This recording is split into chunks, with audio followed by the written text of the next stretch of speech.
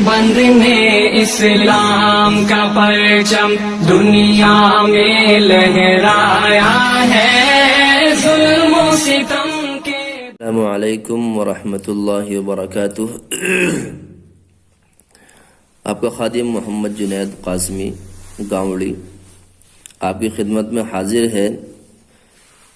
تختی نمبر 23 مشق ادغام مثلین، ادغام متجانسین اور ادغام متقاربین لے کر کے۔ اس تختی سے پہلے میں آپ کو تھوڑی سی بات یہ بتلا دوں کہ یہ تختی ادغام کے ہم اس سے پہلے بھی ادغام باغنہ اور ادغام بلا غنہ پڑھ کر آئے ہیں، تو یہ ادغام کی ایک دوسری قسم ہے۔ ادغام متقاربین مثلین، متقاربین متجانسین۔ عام طور پر یہ تختی ہر ایک کو سمجھ میں نہیں آئے گی۔ اگر ہم پورا قاعدہ مکمل قواعد کے ساتھ پڑھ رہے ہیں تو قواعد کے یاد ہونے کے ساتھ ساتھ مخارج کے اوپر ہمیں بڑا عبور حاصل ہو، تب ہی یہ تختی ہماری سمجھ میں آئے گی، تب کہ ہمیں مخارج مکمل پتہ ہو۔ اور اگر ہمیں مخارج یاد نہیں ہے اور ہم نے قواعد سے بھی نہیں پڑھ رہے ہیں ہم اس قاعدے کو، تو ہم اس کی ادائیگی کے اوپر دھیان دیں، خالی اس کو ہم رٹوا دیں۔ تو تختی پڑھنے سے پہلے میں اس کے قاعدے بتلا دیتا ہوں، پہلے قاعدے پڑھ لیتے ہیں، پھر انشاءاللہ تختی پڑھیں گے۔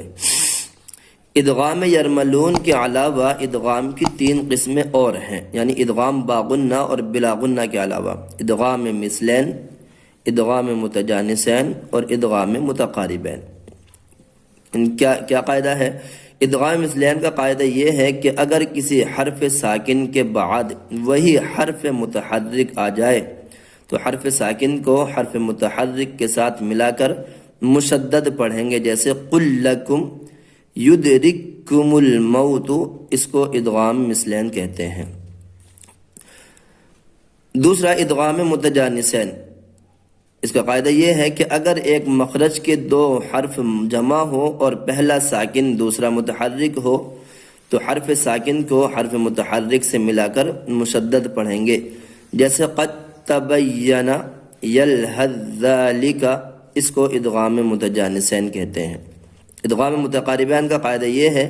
کہ اگر قریب المخرج کے 2 حرف جمع ہو اور پہلا ساکن دوسرا متحرک ہو تو حرف ساکن کو حرف متحرک سے ملا کر مشدد پڑھیں گے، جیسے قر رب الم نخلقکم، اس کو ادغام متقاربین کہتے ہیں۔ پڑھ لیجیے گا تختی۔ بسم اللہ الرحمن الرحیم۔ قاعدہ آیا تھا اوپر ادغام مثلین، تو اس کی مثال ہے حمزہ ذال ذال زیر اذ ذال زبر ذا اذ ہا زبر ہا با زبر با اذ ذہب۔ ادغام مثلین یعنی سیم حرف، ایک جیسے حرف۔ جب 2 حرف ایک جیسے ایک جگہ اکٹھے ہو جائے تو ان کو کیسے پڑھیں گے، کیا قاعدہ بنے گا، وہ بتلا رہے ہیں۔ کیا قاعدہ؟ ادغام مثلین، کیوں؟ اس لیے کہ حرف ساکن کے بعد وہی حرف متحرک آیا ہوا ہے۔ پہلا حرف ساکن ہے تو دونوں ایک جیسے حرف ہیں، تو پہلا ساکن دوسرا متحرک ہے۔ کیا قاعدہ؟ ادغام مثلین، کیوں؟ اس لیے کہ حرف ساکن کے بعد وہی حرف متحرک آیا ہوا ہے۔ قاف دال دال زبر قد دال زبر دہ خا زبر خا قد دخ لام واو پیش لو قد دخلو۔ کیا قاعدہ؟ ادغام مثلین، کیوں؟ اس لیے کہ حرف ساکن کے بعد دال حرف ساکن پہلا والا وہی، یعنی اگلا حرف بھی دال ہی ہے تو وہی حرف متحرک آیا ہوا ہے۔ قاف لام لام پیش قل لام زبر لہ کاف میم پیش کم قل لکم حمزہ میم میم زبر ام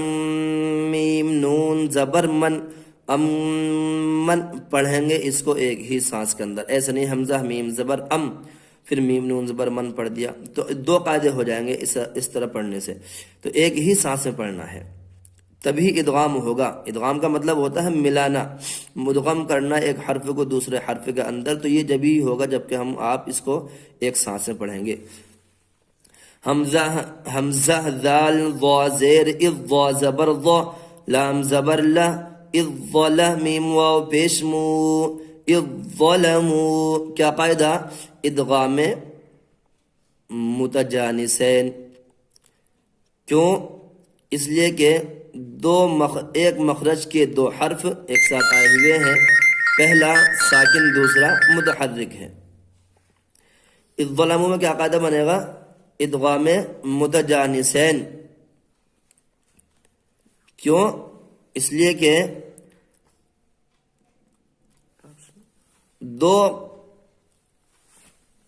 ایک مخرج کے دو حرف ایک ساتھ آئے ہوئے ہیں پہلا ساکن دوسرا متحرک ہے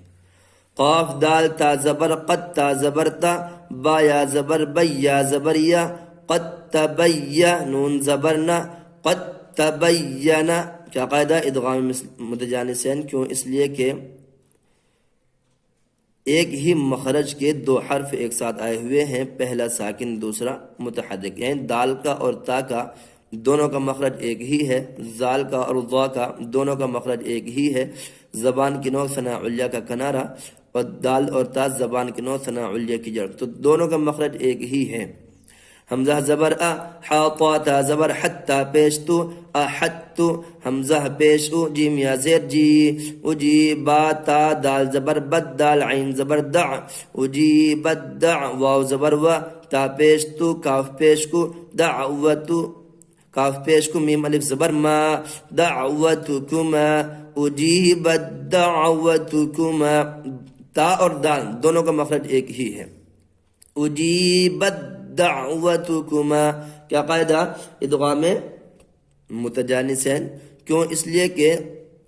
ایک ہی مخرج کے دو حرف ایک جگہ جمع ہیں پہلا ساکن دوسرا متحرک ہے قاف لام را پیش قر قاف لام را پیش قر را با زبر رب با زیر بی قر ربی کیا قاعدہ ادغام متقاربین کیوں اس لیے کہ قریب المخرج حرف دو قریب المخرج حرف ایک ساتھ جمع ہے پہلا ساکن دوسرا متحرک ہے